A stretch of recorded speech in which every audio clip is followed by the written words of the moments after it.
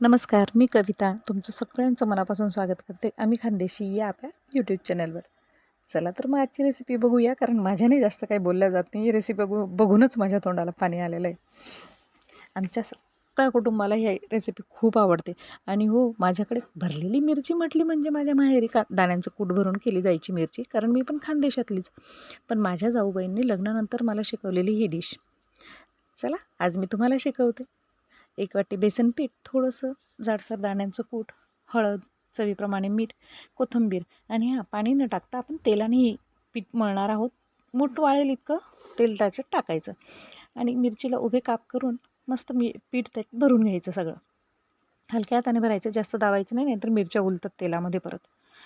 तव्यावर छान ठेवून द्यायच्या आणि आजूबाजूला थोडंसं तेल टाकायचं आणि झाकण ठेवून मस्त मंद आचेवर वाफवू द्यायच्या. एक बाजू शेकली की दुसरी बाजू पलटवून घ्यायची.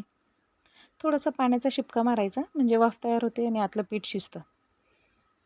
एकदम कुरकुरीत होतात तेलात ह्या मिरच्या आणि वरण भाताबरोबर, भाकरीसोबत, पोळीसोबत अगदी तुम्ही नुसतीही खाऊ शकता, तितक्या छान होतात ह्या. माझ्या मुलाला तर खूप आवडतात. चला तर मग अशाच रेसिपीसाठी आपल्या चॅनलला नक्की सबस्क्राईब करा आणि हो, रेसिपी कशी वाटली कमेंट करून नक्की सांगा.